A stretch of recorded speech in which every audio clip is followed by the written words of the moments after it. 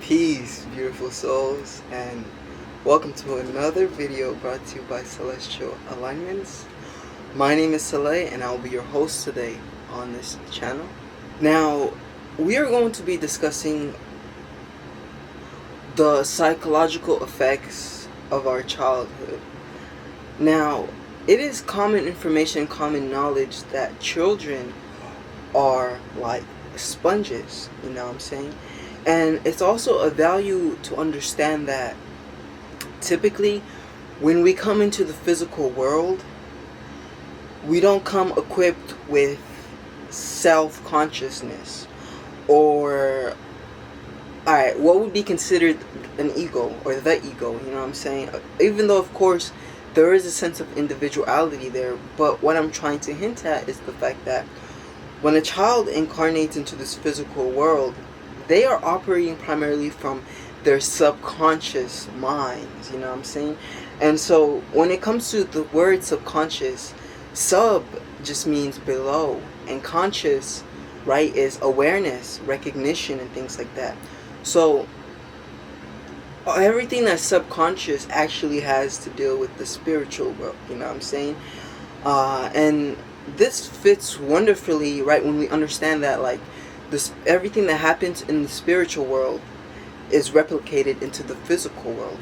So the things that are subconscious or below our awareness are what's important, but at the same time the things, you know what I'm saying, that deal with our soul and that deal with the spirit world and things like that. And so that's why they're important, because, you know, that's why we're here, to evolve and expand our souls type energy, you know what I'm saying?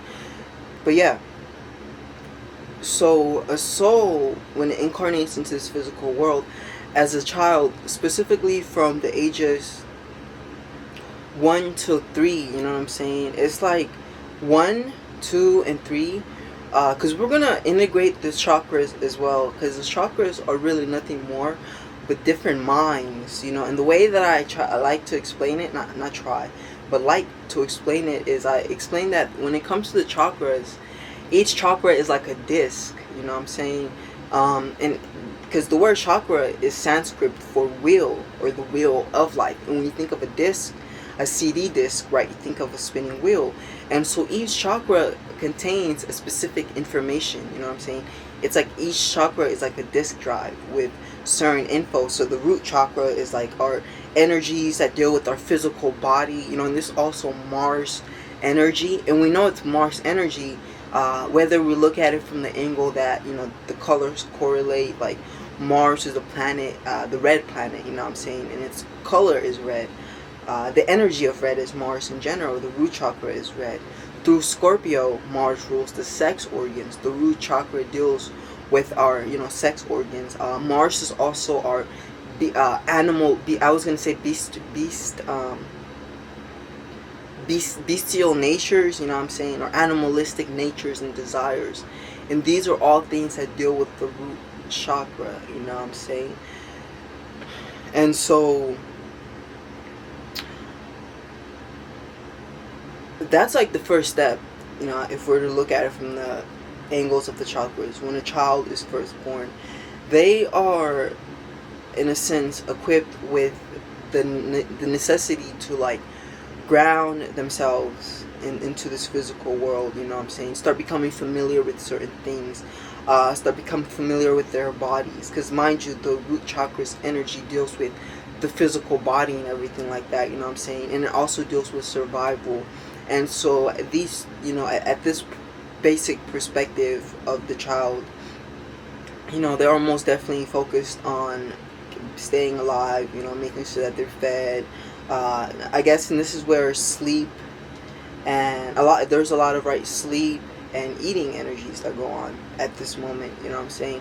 But yeah, that's like the root chakra. The child is just finding themselves in their environment, you know what I'm saying, grounding themselves, just becoming familiar, like doing things with their physical body, you know what I'm saying, type energy, anchoring in that energy, that root chakra energy. We'll say on a rough graph that from 0 to 1, right, the child is in the root chakra energy, and then from 1 to 2, the child is in that solar plexus energy, where uh, this is the movement energy starts to, because that's what the sacral chakra, I hope I didn't say solar plexus earlier because I meant to say sacral chakra. That's what the sacral chakra is, it's the water element. Like the root chakra is like the earth element, but then the sacral chakra, solar sacral, the sacral chakra, is the water element. This is where movement and motion comes into play, and like physically you can kind of think of it like forget that. I was gonna use some NASA related stuff, but it's all lostness, so like it's a good analogy, so fuck it, I'll use it since I brought it up anyways. You can kind of think of like the the root chakra as like the core of the earth, it's solid, and then the sacral chakra as the magma, the lava, the bubbling up and everything like that, and then etc, etc. So yeah, like from 1 to 2, the child is in that energy where they're getting more into their sacral chakra, so this can play out either through like them diving deeper into taste and enjoying themselves a little bit more, because once they have that foundation, which is the root chakra, now they kind of have this free space to dance around and everything like that, and this is where the child starts to enjoy themselves. They get into, I guess you can even say to an extent, more of that creative energy, This is where they may want to play more with toys, etc, and then it's like the root, and then the solar plexus, the solar plexus, like the solar plexus energy is all about independence, right? And testing your boundaries, right? So typically it's like around this age that they're no longer that cute little baby, but they're a toddler now, and they're breaking things and they're testing boundaries, and it's because it's that individual energy, and this is like a rough framework, that it may take certain people, certain souls to take longer in certain things. Other souls, that energy is condensed, I hope that makes sense in regards to the evolution of the child, through the chakras, Alright, so we're back.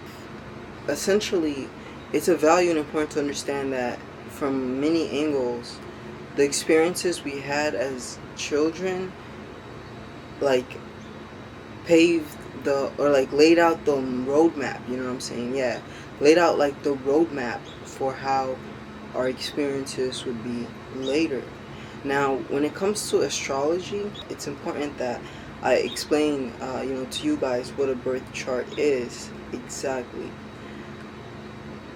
So it's important that we realize and understand that, first and foremost, when it comes to astrology, the planets aren't in control of your character, of your circumstances, or of your conditions. They never were and they never will be. In the sense, because, okay, later we'll talk about, in actuality, how they do have effects on you. Like how astrology has effects on us as the humans, but in nature in general. But it's more so from the perspective that we as humans react and respond according to the weather, according to just certain circumstances around us, according to the people around us, etc. Astrology is kind of like another concept, that should be put in that bracket, especially in the bracket of weather, in the sense that when there are certain cycles, we get affected by those planetary alignments. But it's like kind of like weather, in the sense that if you learn how to build shelter, like you don't have to deal with being out in the cold while it's raining, So that is really the control, like the power and control that the planets have over us really doesn't go further than that. It's kind of just an effect that should be perceived as like spiritual weather. And the better you learn at weather predicting or astrological predicting, the better you become aware of like what you need to have a harmonious transit. You know what I'm saying? Like what you need for, like, Mercury retrograde is a common discordant, like, because when Mercury goes retrograde, it affects our communication and our intellectual energies. Ultimately, the regression of Mercury just deals with a revisiting of something in the past. You know what I'm saying? Like something and this is why, if you're paying attention, you notice and you recognize that certain things start to come back. You know what I'm saying? When Mercury retrogrades, if you're really paying attention, you know what I'm saying? If you're really paying attention, you'll peep game and you'll notice that. You know what I'm saying? So when that regression happens, like, yeah, it can create a lot of discordant energy. But when you equip yourself with knowledge about the planets and about astrology, then you can calculate, you know what I'm saying, like, and understand, for instance, where this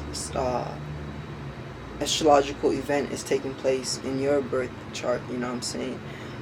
Like, my rising sign, my ascendant is 26 degrees Virgo.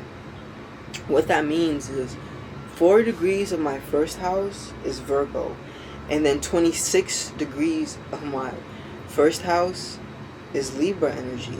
So although I have that rising Virgo, I have latent, I guess you can even say, Libra qualities in that house. You know what I'm saying? In the sense that the Virgo energy is what comes first. You know what I'm saying? It's what's in the forefront in regards to my first house energy, my personal energies, and how I conduct myself personally, and how I handle my business, my personal business. You know what I'm saying? So all of that is in that Virgo energy, but then there are certain qualities within that Virgo realm that are like Librian, you know what I'm saying? So I do have to take a lot of I do have to progress through relationships in my personal life. You know what I'm saying? And it's a deep thing, and I'm not even talking like romantic or anything like that. It's kind of just becoming a diplomat. You know what I'm saying? Becoming very diplomatic and being aware of how to conduct. Because when we're talking about Libra, you have to understand Libra's exaltation in Saturn, and Saturn is like the government. It's like business. You know what I'm saying? So it's coming at relationships from that angle. You know what I'm saying? That's a deep thing. But the thing, I guess, the reason why I got sucked into explaining my first house is because when you have like the Libra energy in the first house, because the first house is naturally supposed to be ruled by Aries. When you have the Libra energy in the first house, it's like you go through, like, your whole life is just flipped upside down. You know what I'm saying? Because this means like that I have like my 4th house in Capricorn. You know what I'm saying? And even that alone is like all bad. But anyways, speaking of childhood and correlating it with astrology, one of the things you can get into to gain a better awareness and understanding of your childhood is your 4th house. And I would also recommend your 3rd house, but more importantly your 4th house. That's the house of familial energies. That house deals with Cancer energy and in general all domestic affairs. You know what I'm saying? So I would recommend looking into that house. Now,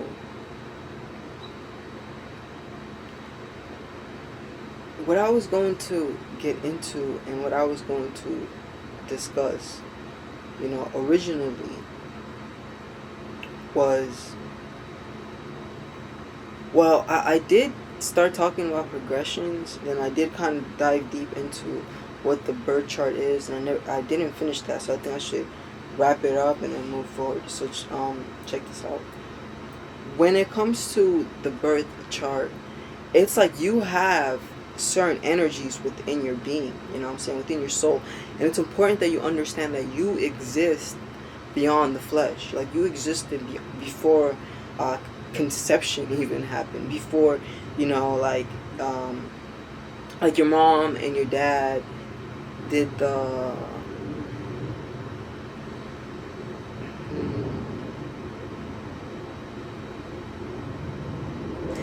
do, you know what I'm saying?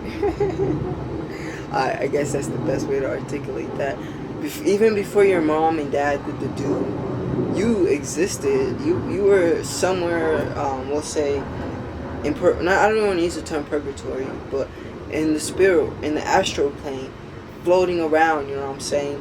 And sex in of itself is a deep concept, because when we have, you know, sex, when a woman and a man get together, you know, and their sex organs interact, there's this great excitement that happens that increases the electromagnetic vibration, and it's like, or whatever, however you want to call it, you know what I'm saying?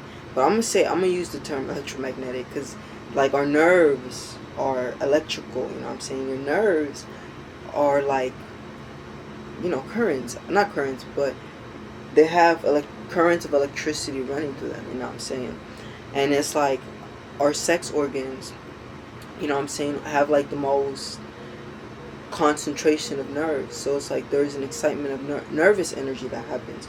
But it's like electromagnetic energy. When we were talking about the spiritual realm and we were talking about the astral plane, our vibration and our energy, like, this is from my awareness and my understanding, due to the fact that the density of Earth and the velocities that things of the Earth plane are vibrating at, we can't contact things of the astral plane, you know what I'm saying? Because it's like, when we go into the astral plane, like, we transcend things like time, you know what I'm saying? Things like gravity, things like the rules and the laws that govern the material world. So it's a completely different world. Like, when you are in the dreaming world, you know what I'm saying, when you're asleep, or if you're a deep adapt, rather I should say, meditation, or and you know how to get deep into, you know, your mind, your psyche, then you can go into the spiritual or astral plane is more the right term to use, you know what I'm saying, the astral plane. So ayahuasca, you know, certain drugs kind of do thin that layer between, like, the veil, rather I should say, between the spiritual and the astral plane. I mean, the spiritual and the physical plane, you know what I'm saying? But essentially, it's like sex, because it also excites you. It creates this vortex sort of energy, you know what I'm saying? And it's like, according to the thoughts and the feelings, because that's what the spiritual world is. It's a world that's literally made out of thoughts and feelings and emotions, you know what I'm saying? Like, everything around you comes from the mental world, I mean the spiritual world, you know what I'm saying? Like, everything before it was physical was a thought. It came from someone's head, you know what I'm saying? Every single thing. So there is, like, the spiritual world. That's like the best way to think of it, you know what I'm saying? The substance there are thought. Like, the substance there, the technical term, because I'm a Virgo rising, where I like to get technical and practical with this stuff. It's like the substance would be considered astral substance, you know what I'm saying? Astral substance. And that's like what everything is composed and made of. And then the way that things communicate, you know what I'm saying? You know what? Let me not even go that deep, because I don't even need to go that deep, you know what I'm saying? Because I'm like going so deep into the waters that I feel like I'm losing myself. You know what I'm saying? I know what that means. It just means I need to hit this pipe, this weed bomb pipe thing real quick. And as I'm thinking about, as I'm hitting it, I'll gather my thoughts.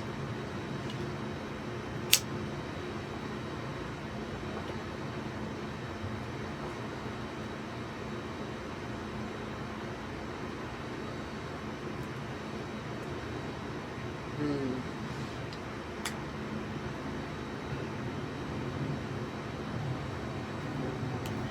Well, since I can't remember exactly what I was talking about just a second ago, I'll move on to a thought that I feel is probably just as important.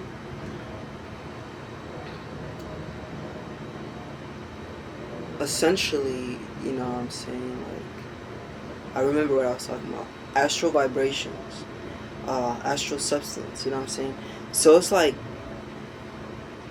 that electromagnetic energy that sex produces creates a bridge. Like, the spiritual world's velocities and vibrations are way too fast to directly contact the physical world.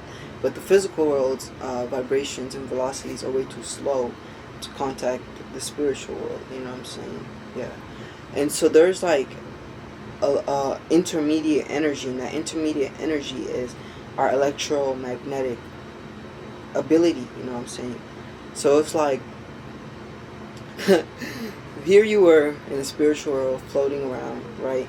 And behold, you see a light. And of course, there is a lot to, you know, coming into this world as a spirit. You know what I'm saying? Because like, it has to be your time. Because like what I'm really building up to is the fact that the stars in astrology, like the stars as I think of them and everything like that, when they make alignments, which they're continuously doing, they're like opening up portals, you know what I'm saying, for certain things to come into this world, whether that's certain events to happen or certain souls to incarnate, you know what I'm saying, or like that's what they're doing, you know what I'm saying. And so you got to understand it, like for every key there's a specific lock, you know what I'm saying, and it's like you as the key can only enter when the stars have aligned in a certain lock, you know what I'm saying, like a certain alignment that synchronizes with you, and now you're going through it. It's like access will be denied, and that's a whole deep thing in of itself. But from that starting point, we now understand that the planets are not responsible for your circumstances, your conditions, your environment, your character, none of that. The planets in astrology are just reflections of energies you already had when you were coming into this world. You already had with you, you know what I'm saying? And that's why when you dive into astrology, you know and understand yourself. That's why it is a reliable source. It's a very deep thing. And it's important we distinguish astrology from astronomy, you know what I'm saying? Because I'm an astrologer, right? But even I know that NASA in Hebrew means deception. And even I know that a lot of the stuff that they claim is real is CGI stuff, you know what I'm saying? Stuff that was actually made in a lab, not in a lab.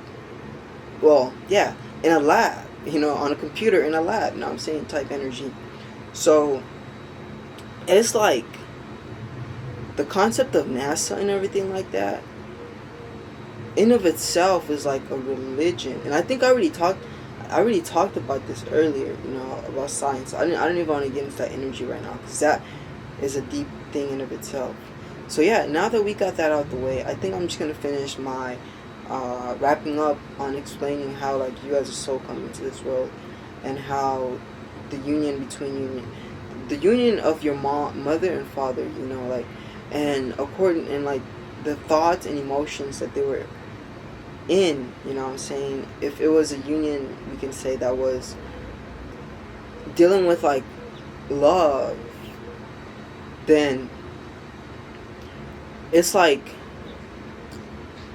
it's kind of like this. Let me explain it like this, right? Rather than trying so hard to explain it, let me just explain it. It's like if the union was one that was anchored in lust and selfishness and some weird ass energy, then it's like their union will create a vortex, right? Earlier, how I was explaining like the excitement that happens in electromagnetic energy. So through sex, we like literally tap into the spiritual world. You know what I'm saying? And so it's like if our thoughts, especially like with two people, like the emotions and the thoughts, that shit is powerful as hell. A woman and a man. You know what I'm saying? It's like when those two energies, like the feminine and the masculine, which expresses through electro and magnetic energies, unify in that way. It's like that union has a color.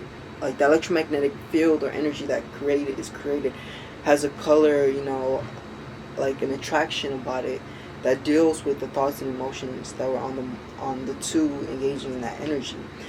And it's like this is what attracts the certain souls and the certain spirits. It's like certain spirits will be attracted to that color, others will not be attracted to that color.